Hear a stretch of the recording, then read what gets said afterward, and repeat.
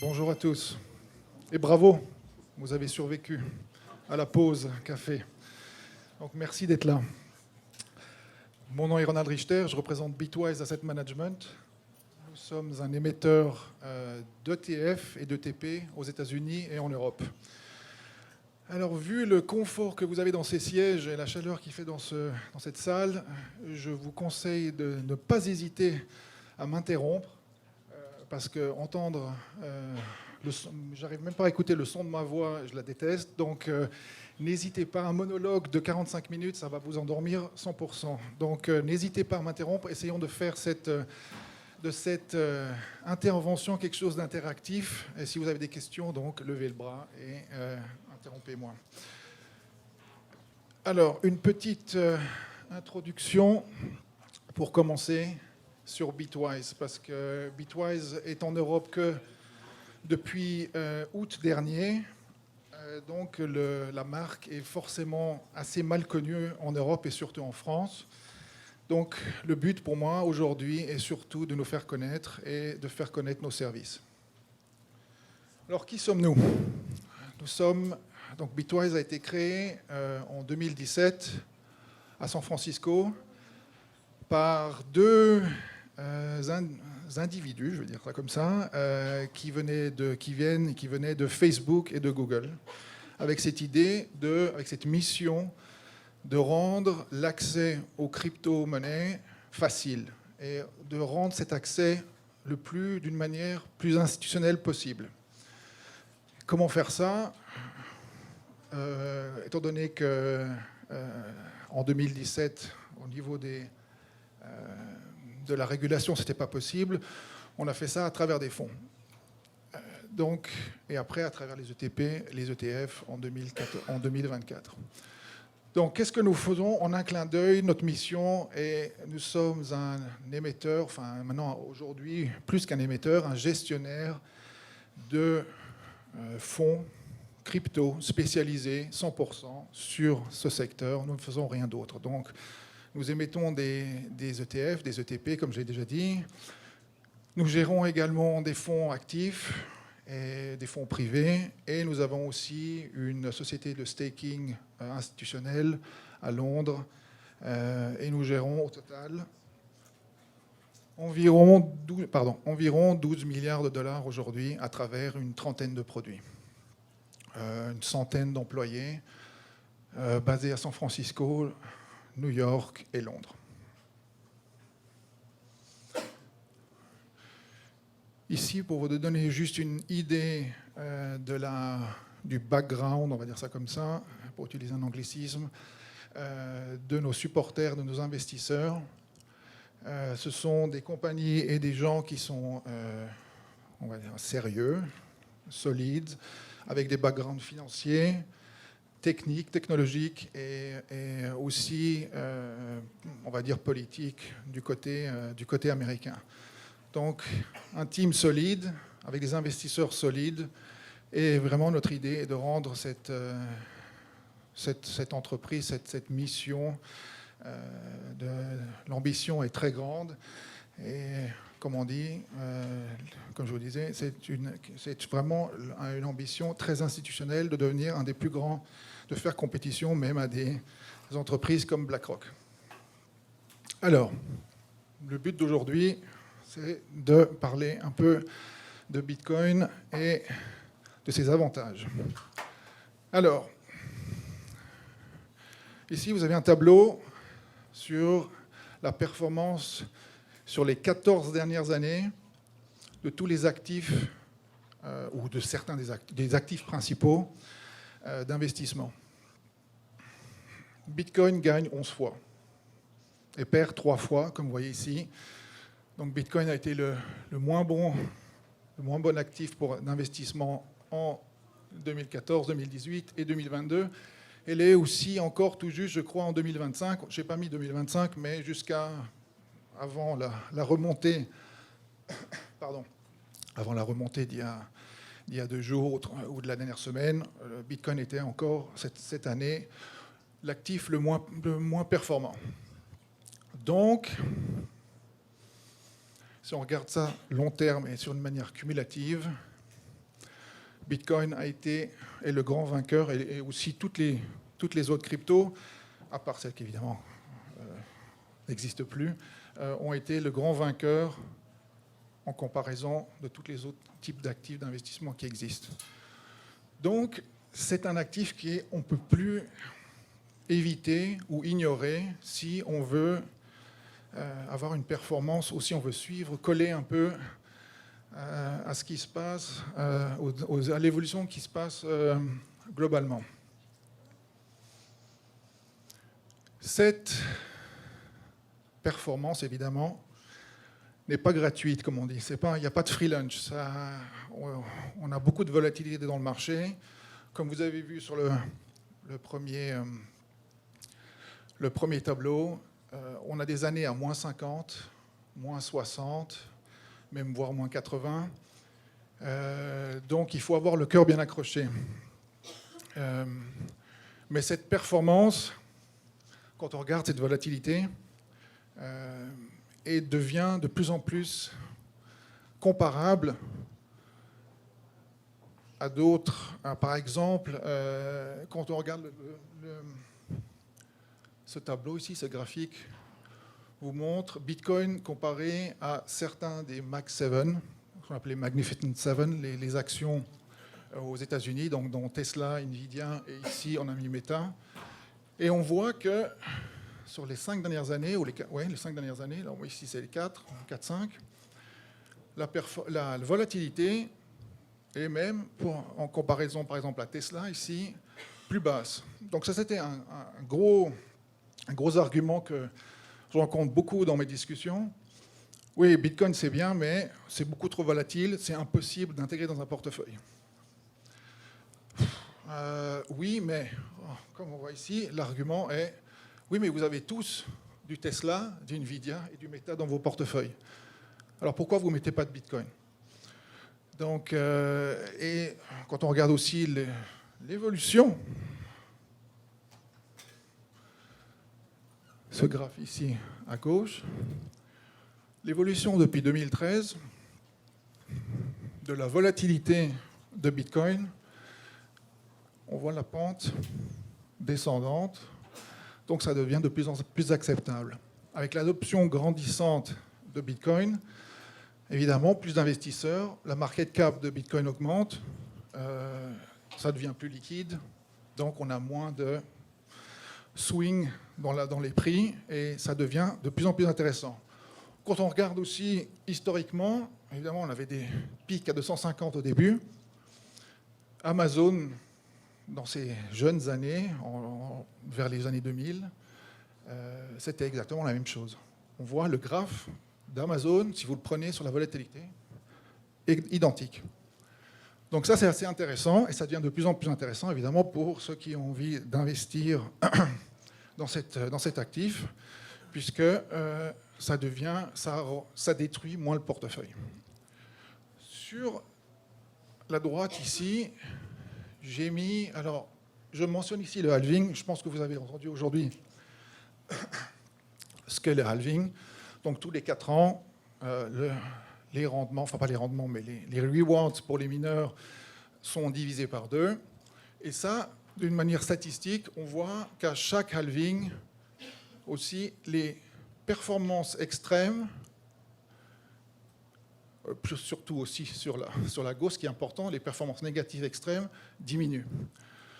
Donc ça rend de plus en plus cet actif un actif investissable.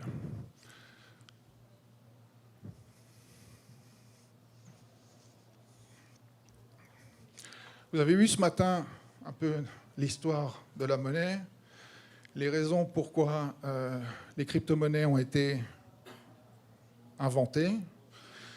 Tout a commencé, pour moi, a été quelque chose. Le grand driver a été ce meeting en août 71 avec Nixon et ses conseillers qui ont décidé de dépeguer l'or, de dépeguer le dollar de l'or. Et ça a été le début, entre guillemets, le début de la fin pour les banques centrales. Enfin, le début pour les banques centrales pour commencer à imprimer de l'argent d'une manière infinie. Et aujourd'hui, malheureusement, quand on commence à imprimer, on essaie de résoudre un problème en imprimant, mais après on en crée d'autres, et on en crée d'autres, et le problème devient de plus en plus grand. Et pour finir, on est obligé d'imprimer à l'infini pour rester afloat, comme on dit en anglais. Donc, ce commentaire de Hayek est très intéressant. C'est effectivement correct. L'utilisation de l'imprimante ne se fait pas toujours à bon escient. Donc, c'est pour cette raison-là que, in fine, l'idée de Satoshi était de créer un autre système monétaire et de créer le vrai argent. Et ce vrai argent est Bitcoin. Et on voit ici, je donne un peu des exemples, et ça nous touche tous. Moi, j'ai un exemple personnel, tout à fait comme vous tous d'ailleurs. Disons, quand on regarde, j'ai ouvert une boîte en 2015 et j'ai gardé du cash de côté pour, entre guillemets, pour le sauvegarder si jamais j'avais besoin d'utiliser ce cash pour payer des frais, etc., etc. Bref, anyway, 10 ans après, je regarde la valeur de ce cash. On voit l'inflation, plus la valeur, en plus c'était du dollar.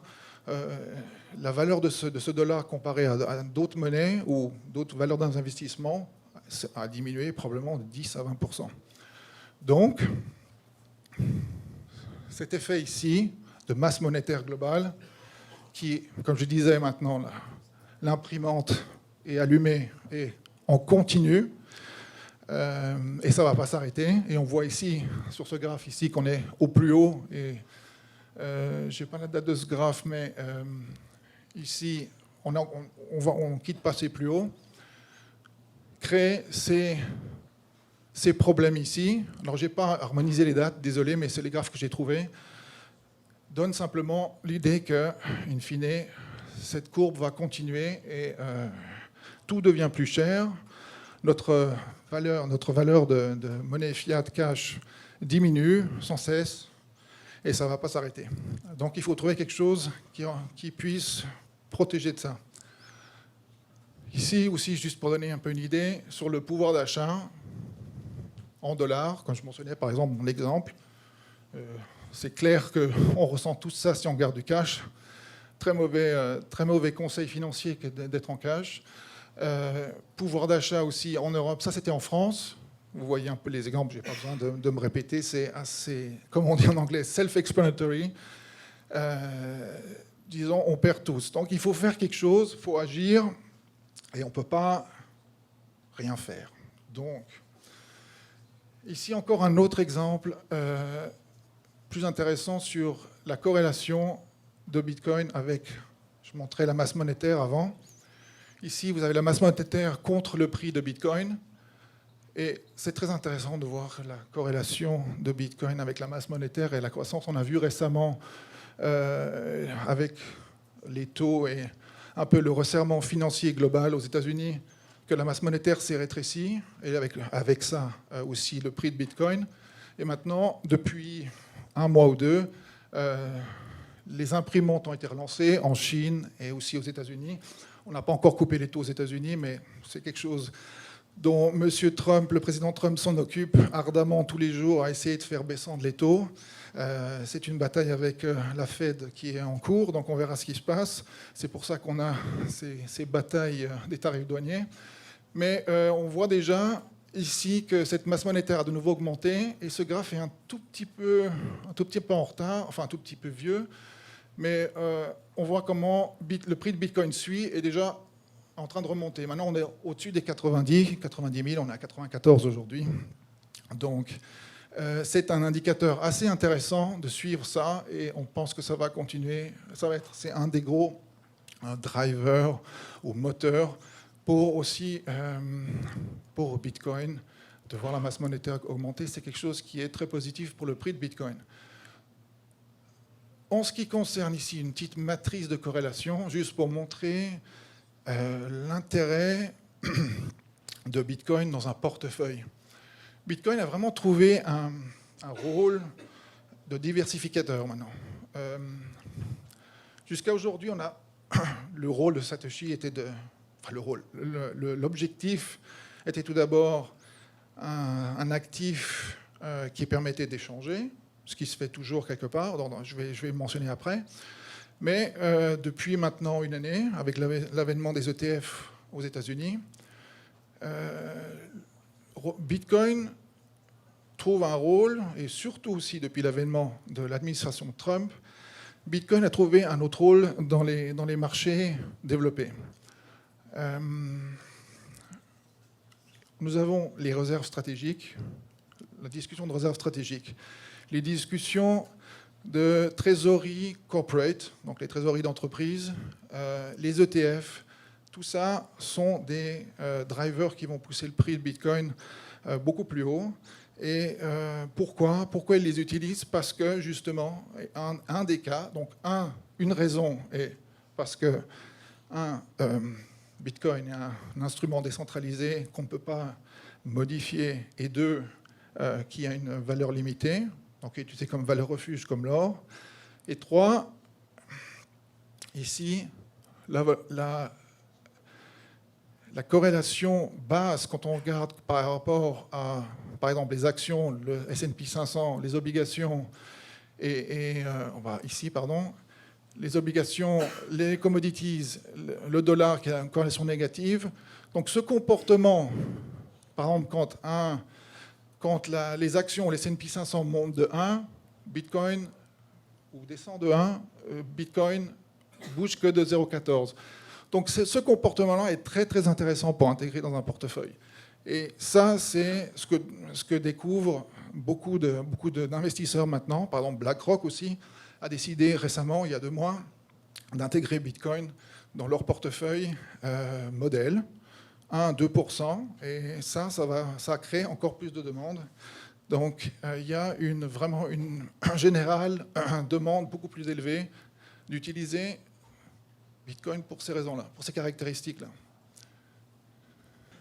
Alors, l'accès, pour vous, on a discuté aujourd'hui beaucoup d'accès variable. Vous avez plusieurs moyens. Moi, évidemment, j'ai le biais. Nous, c'est le dernier. Mais pas tout le monde a le même profil et pas tout le monde a les mêmes besoins. Alors, vous avez 3, et je vais discuter dans un workshop après, plus en détail des ETF et des ETP. Alors, 3 moyens. L'accès direct, c'est d'utiliser des gens comme StackingSat, de faire ça en direct sur un échange. L'accès direct permet vraiment un contrôle complet de l'entier du processus. Si vous êtes tout seul, si vous avez un degré de sophistication assez élevé, au point de pouvoir gérer tout ça vous-même, je pense que ça fait beaucoup de sens. Donc, j'ai rien contre ça. Ça a certains avantages et désavantages. Pour certains, ils aiment utiliser des gestionnaires actifs, mais cette solution-là est plus compliquée pour des questions d'accès, pour des questions de domicile de fonds, pour des questions de liquidité. Donc, et surtout, c'est surtout adapté pour des investisseurs professionnels, donc pas forcément une bonne solution pour les gens dans ce public.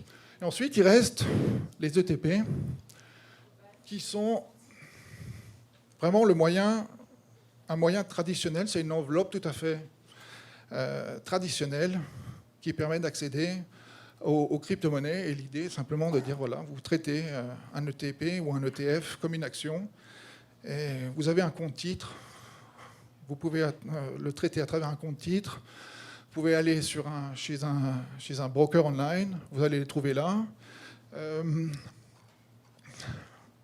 Ces ETP, par exemple en Europe, je crois qu'il y a une chose aussi à dire. Beaucoup de gens disent « Oh, BlackRock est arrivé dans le marché il y a 2 mois ou 1 mois, et enfin on peut accéder à Bitcoin. » Ça existe depuis 5 ans, ou même plus, ça existe depuis 6 ans. Le marché européen a 6-7 émetteurs de TP qui existent depuis 2018 et qui ont une trentaine de produits, donc ça existe depuis longtemps. Donc Regardez bien, il y a du choix, il n'y a pas que BlackRock dans le marché. Ici, c'est pour vous donner juste une idée des résultats sur un portefeuille 60-40. Donc, vous avez 60% d'obligations, 40%, non, c'est 60% pardon, d'actions, et 40% d'obligations. Les résultats d'insertion, d'intégration d'un certain pourcentage de Bitcoin dans ce portefeuille. Alors ici, on rebalance d'une manière trimestrielle. Et vous voyez la différence. Je crois que je vais juste donner, regardez, peut-être utiliser l'exemple de 5%, qui est un exemple agressif. Pas tout le monde peut digérer ce genre de volatilité, mais quand on regarde, on a 0, on fait 96, on ajoute 5% de Bitcoin, qui n'est pas forcément extrêmement agressif. On arrive à 210 sur cette période de 10 ans, avec un rendement annualisé qui est beaucoup plus élevé, évidemment. Mais c'était intéressant de voir que la volatilité, si on se préoccupe du point de vue un peu du risque et de la volatilité, mais je pense que la volatilité est le facteur le plus important, on est un peu plus d'1% au-dessus de la volatilité d'un portefeuille à 0%. Donc, cette volatilité est vraiment positive et donne vraiment beaucoup de... c'est vraiment c'est spice, mais positif dans le portefeuille. Et ça ne détruit pas le profil de risque du portefeuille. Et quand on regarde aussi les drawdowns sont les corrections d'un portefeuille, du pic au bottom. Donc, 22% sur un portefeuille sans Bitcoin et 25% avec 5%. Donc, de nouveau, on perd que 3% en plus. C'est personnellement, tout dépend du risque, du profil de risque des gens. De nouveau, personnellement, moi qui aime beaucoup le risque, je trouve ça vraiment, c'est un cadeau. Donc, quelque chose à considérer. Ce sont ce genre de discussions que j'ai avec, par exemple, des gestionnaires, des CGP et des banques, et de leur faire comprendre qu'in fine, quand eux qui regardent très souvent le Sharpe ratio, qui est simplement un calcul de la performance divisée par la volatilité, donc ça, moins le rendement de flux. Donc ça, c'est aussi un indicateur qui est utilisé très souvent, et on double le Sharpe dans des situations où on met 5% de Bitcoin dans le portefeuille. Donc, c'est presque un no-brainer. Ici, même chose, je reprends là aussi 5%, juste pour montrer sur cette période de 2017 à 2024 que la contribution d'un portefeuille avec 5% de Bitcoin, la contribution du Bitcoin est un win rate de 100%. Donc de nouveau, ok, je peux tourner les chiffres comme je veux, c'est facile avec hindsight, mais disons, c'est quand même assez intéressant de voir que si on prend des périodes différentes, et les chiffres reviennent un peu plus ou moins toujours à la même chose, c'est que l'insertion de la crypto et de Bitcoin dans un portefeuille fait une grosse différence. Et de ne pas le faire dans le futur sera probablement une grosse erreur. Alors ici, pour finir encore, pour ceux qui sont adeptes de Sharpe ratio et de Sortino, ça c'est aussi quelque chose qu'on utilise avec les gestionnaires de fortune beaucoup. Ici, ça montre simplement l'allocation optimale. On a fait une optimisation de portefeuille. Et cette optimisation de portefeuille, intéressamment, dit que le portefeuille optimal, quand on réduit soit les actions, soit les obligations, l'allocation optimale de Bitcoin, il faudrait mettre 12% de Bitcoin dans un portefeuille. C'est agressif, ça ne va pas être pour tout le monde, mais si on suit, évidemment, le passé ne veut pas dire que ça va se répéter dans le futur, mais avec toutes les données des 14... Alors là, sur ça, c'est depuis juillet 2010. Donc sur cette période-là, l'historique vous donne une optimisation à 12%. Donc c'est ça qu'il faudra mettre dans vos portefeuilles dorénavant. Ici, juste aussi pour montrer le Sortino. Le Sortino est le même facteur, le même indicateur qu'un Sharpe, mais avec la volatilité à la baisse. Donc ça regarde surtout le côté quand il y a des corrections. Et même chose, même constat avec le Sortino. Le Sortino augmente quand on rajoute du Bitcoin dans les portefeuilles. Après, c'est juste une question de quand on rebalance les portefeuilles. C'est-à-dire si on rebalancer. Si on ne le fait pas et si on décide de garder Bitcoin dans un portefeuille sur le long terme et qu'on laisse simplement tourner, ça risque d'avoir un impact. Alors si on est vraiment conscient et qu'on considère que la volatilité est trop élevée, il faudrait réduire les positions sur une manière trimestrielle. Mais bon, généralement, pour moi, il faudrait garder ça plus longtemps. Ne pas rebalancer. Bon, vous avez vu ça aujourd'hui assez, mais je vais le répéter parce que c'est vraiment le cas. Bitcoin est utile. Déjà, ça, il faut vous mettre ça dans la tête. C'est devenu maintenant aussi pour les mondes développés, de ce côté ici, nous, avec nos investissements, c'est devenu utile. Comme je disais, c'est un hedge contre la dépréciation. On voit qu'on perd de l'argent. On peut comparer ça à de l'or numérique. C'est un actif rare. Et surtout ça, une faible corrélation entre tous les actifs. Donc, pour de notre côté, c'est devenu vraiment un actif d'investissement à ne pas manquer. Et comme vous l'avez vu, je ne sais pas si vous étiez là, mais par exemple pour la vidéo sur l'Afrique du Sud avec Bitcoin et Kasi, un excellent exemple. Pour le monde en développement, Bitcoin est utile d'une manière différente. Et il y a encore beaucoup de gens qui souffrent d'une inflation locale extrême, d'une hyperinflation, donc leur monnaie locale ne vaut rien. Ils n'ont pas de compte bancaire. Ils n'ont pas de valeur refuge, ils n'ont pas moyen d'échanger de l'argent. Et ça, la crypto, et Bitcoin en particulier, leur permet de faire ça. Donc l'avantage, le use case pour Bitcoin est indéniable. De ce côté-là, comme de ce côté-là. De ce côté-là, ça devient de plus en plus. Comme je disais avant, on a maintenant un trend qui est de plus en plus fort, avec une adoption institutionnelle qui s'accélère de plus en plus. Vous avez un groupe en France qui s'appelait The Blockchain Group, qui est l'équivalent de MicroStrategy aux États-Unis. On a eu le lancement cette semaine, ou il y a 3 jours, le lancement de Tether, SoftBank, d'une entreprise qui s'appelle 21 Capital. Et eux vont être une institution qui va aussi acheter du Bitcoin. Donc vous l'avez peut-être entendu dans les présentations précédentes. Il reste environ 2,5 millions de Bitcoin disponibles sur les marchés liquides. On doit encore miner, je crois, 1,2 million. Mais ces 1,2 millions vont mettre du temps à être minés. Les derniers Bitcoin vont être minés en 2142, quelque chose comme ça.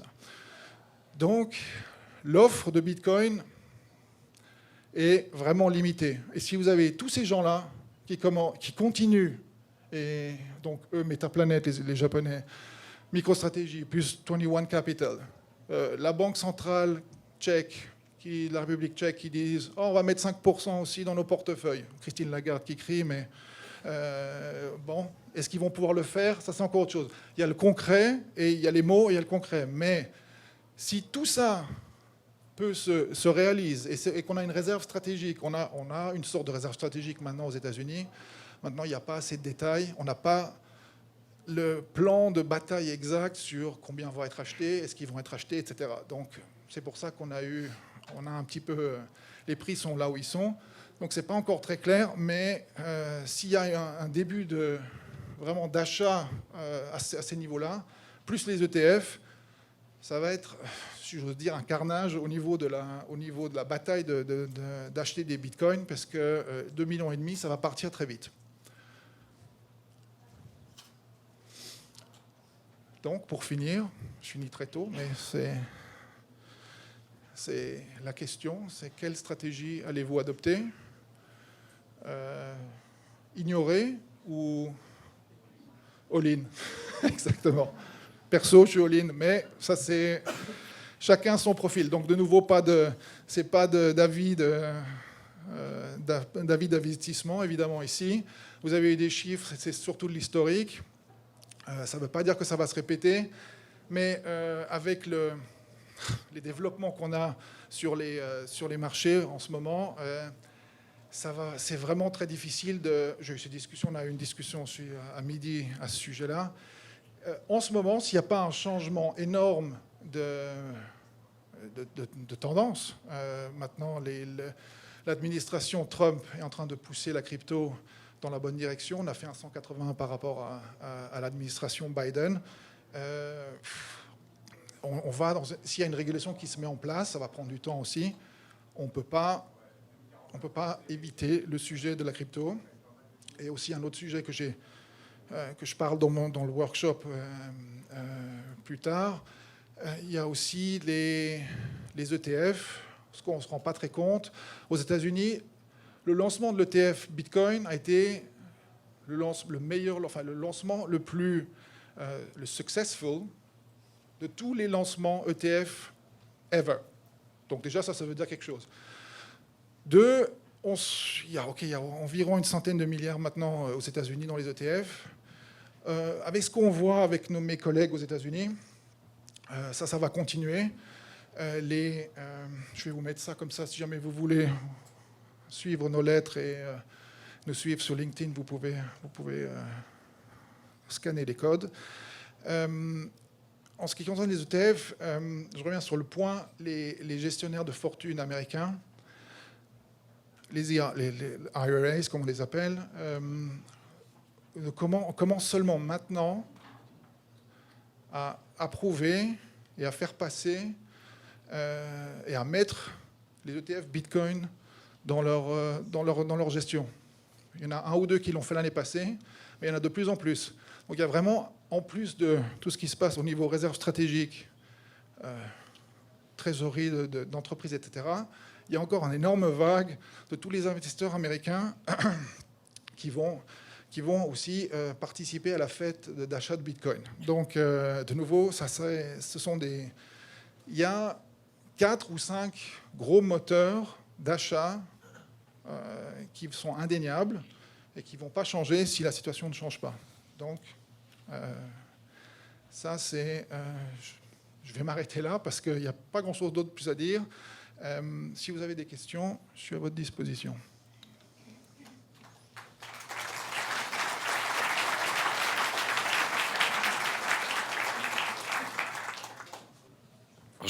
Bonjour, j'aimerais aborder plusieurs points. Le premier, c'est par rapport au DPEG. Je pense que c'est un terme qui n'est pas très connu. DPEG. Non. En 1971, en fait, c'est décollatéralisé. Exactement. Voilà. L'or était collatéralisé le dollar. Donc, pour chaque dollar, il y avait de l'or qui le soutenait. Et désolé d'avoir utilisé cet anglicisme. C'est plutôt pour les personnes qui connaissent pas. Et depuis, il n'y a plus rien qui back le dollar.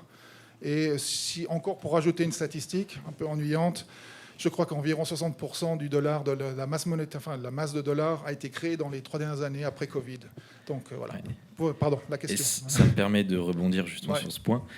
Une statistique de Fred indique comme quoi depuis l'an 2000 jusqu'à maintenant, eh bien, la perte de pouvoir d'achat du dollar américain a été de 14,5% annualisée, quoi. Et quand on regarde le portfolio 60-40, la perf, c'est 6,3%, je crois. Donc, on se fait quand même déchirer. C'est ça aussi le problème. Et les obligations sont en marché bearish depuis 2-3 ans. Donc, il n'y a pas d'endroit où on peut se cacher vraiment et se protéger. Et autre point, ça, c'est plus pour les débutantes et débutants. Pas confondre volatilité et risque. On peut avoir quelque chose de très volatile comme Bitcoin, mais ça ne veut pas dire que c'est risqué. Voilà. C'est pour ça que je disais que la volatilité, dans ce cas-là, est une caractéristique positive. Voilà. Parce que le comportement de Bitcoin sur le long terme, en tout cas sur cet historique, et a prouvé que cette volatilité était positive. Alors oui, il y a des corrections de 50%, mais in fine, si on met ça dans un portefeuille et qu'on l'adapte à 1 ou 2%, je pense que les gens devraient mettre 1 ou 2 ou 3% de Bitcoin. C'est négociable. Et sinon, le hedge, la protection, l'idée de la couverture, baisse, de protection, ça peut être aussi face à l'euro numérique. Vous parlez de la Banque centrale de Christine Lagarde. Là, pour le coup, c'est prévu pour octobre-novembre. Donc je pense que là, c'est intéressant de vite fait peut-être parler de cet aspect-là. Enfin, je sais pas si c'est le thème, hein, mais franchement, pour le coup... c'est simplement, j'espère qu'il n'y a pas de journaliste. Et alors, l'euro numérique. Un seul objectif, vous contrôlez. Yes. C'est tout. Merci beaucoup. Donc, c'est ce qui se passe en Chine. Et on va avoir votre sécurité sociale, enfin, etc. Après, le droit d'acheter. Crédit social, identité numérique. Et tout ça. Et pour finir, est-ce qu'on veut ça ? Non. Mais il faut... Alors là, c'est un travail pour tout le monde. Il faut se réveiller et puis il faut aller gueuler. Et je crois que, par exemple, je prends l'exemple de mon pays d'adoption, la Grande-Bretagne, beaucoup de gens sont encore... parce qu'il y a aussi des questions de régulation, mais encore endormis un peu à ce sujet. Pré-coiners.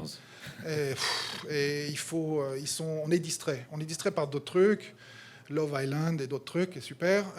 Il faut vraiment que les gens se rendent compte que, gentiment, on se fait grignoter notre liberté. Donc là, je ne vais pas être maximaliste, mais voilà. 1 euro digital, non merci. On peut ignorer Bitcoin, mais on ne pourra pas ignorer les conséquences d'avoir ignoré Bitcoin. Voilà, exactement. À vos risques et périls, exactement. Il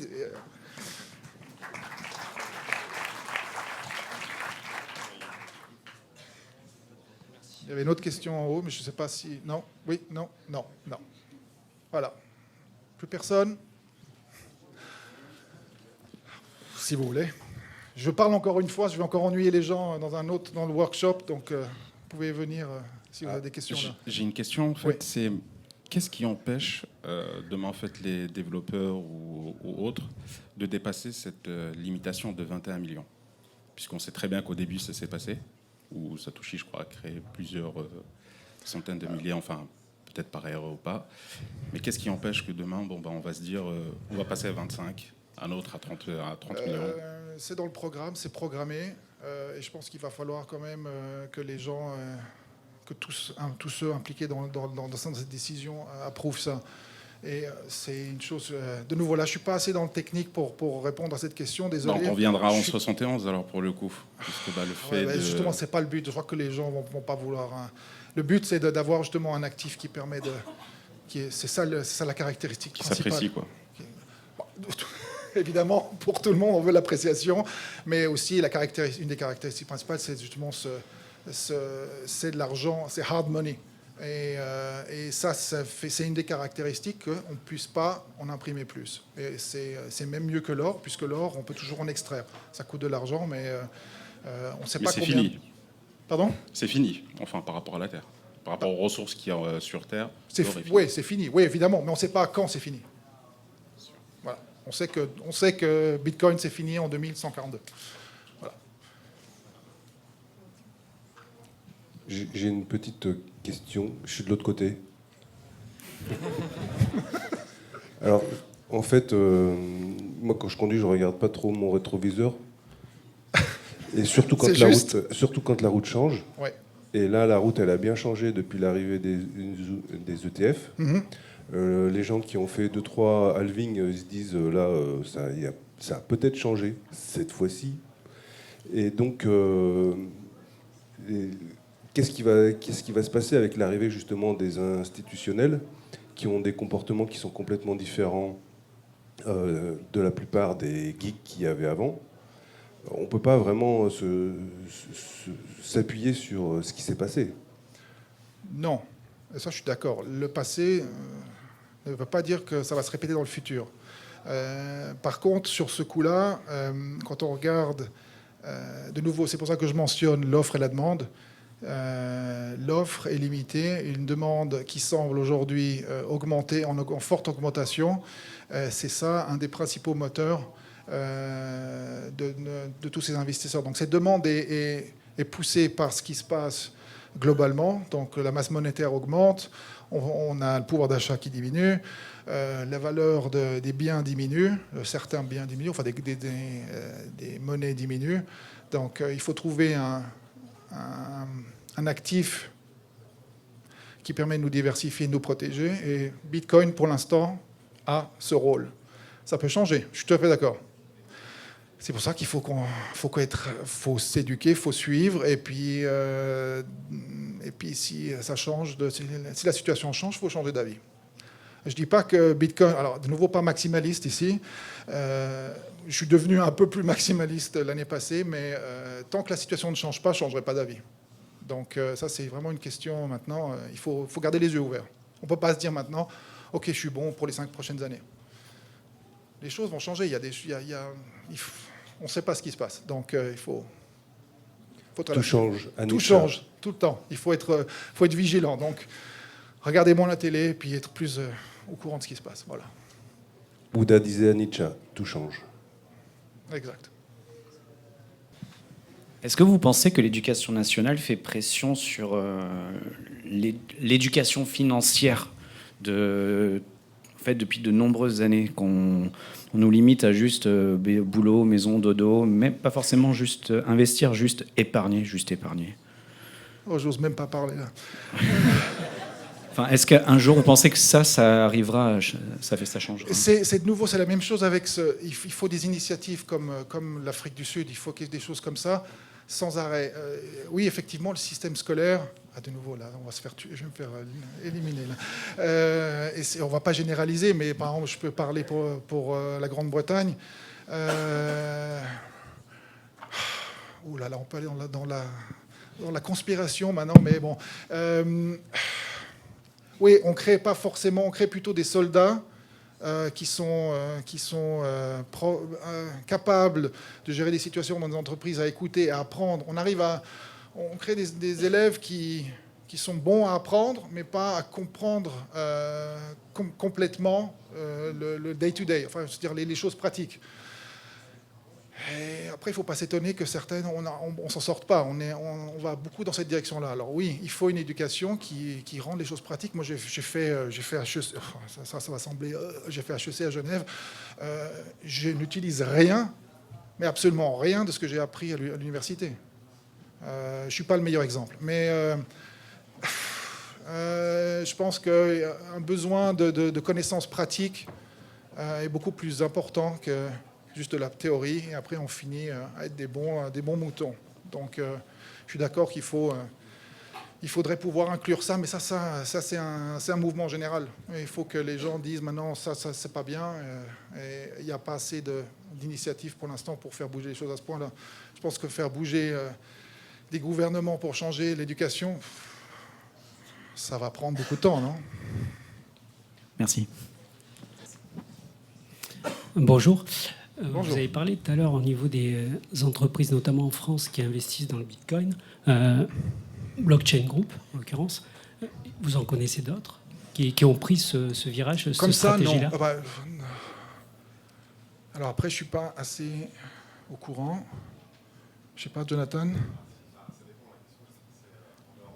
Non, en France, particulièrement. Il n'y a que Blockchain Group. Hein. Steve commence pas à... Non, c'est la seule Blockchain Group. À ma connaissance aussi, c'est le seul, oui. Ouais. Mais il y aura probablement... De nouveau, l'Europe est...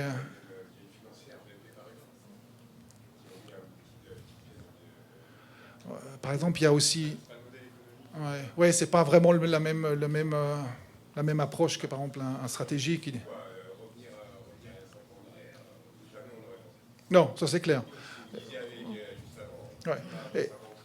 Et aussi en Italie, par exemple, Intesa fait la même chose. Ils commencent à faire un peu de DCA pour leur nostro, donc pour leur propre compte. Donc ça arrive, mais pas encore d'une manière, pas comme un Métaplanète ou pas comme un Blockchain Group, etc. Ça, ce sont les groupes les plus agressifs et les plus actifs dans ça. Et l'Europe, c'est encore un peu... le sujet est encore un peu tabou. Et il y a une question de compliance qui est...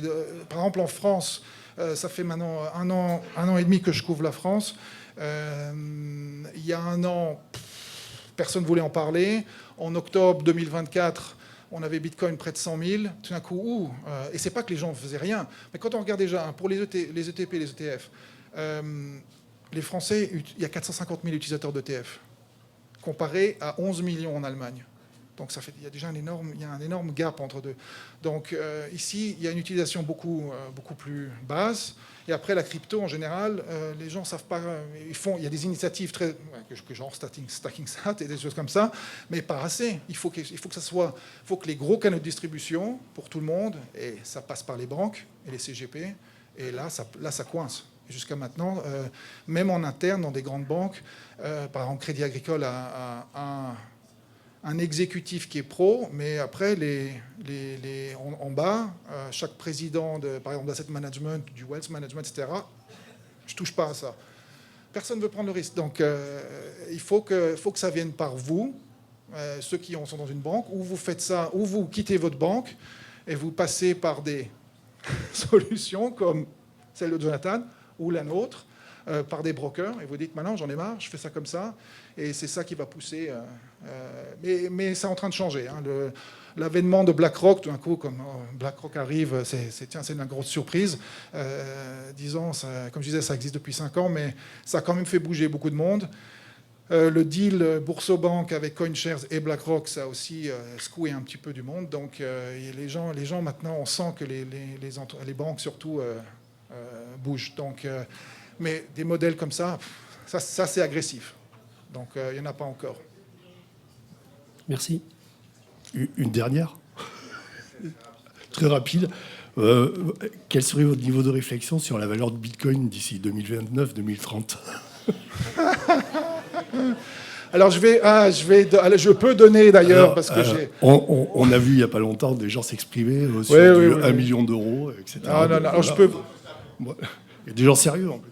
Non, mais sérieusement, on a alors ça, je peux parler pas personnellement, mais au niveau de la boîte Corpo, on a un target à 200 000 à la fin de l'année. On a, si vous entendez d'autres banques, par exemple Standard Chartered, un target à 250 000. Adam Back vient de faire un commentaire très positif. Et on parle de 500 000 à la fin de l'année, voire 1 million. Donc, alors ça, c'est très haut. Mais selon certains modèles, si on peut croire... On a plusieurs modèles. C'est en moyenne 200 000. Ça, c'est notre target. Et après, ça va redescendre un petit peu. Puis après, tout dépend de l'adoption. Voilà. Merci.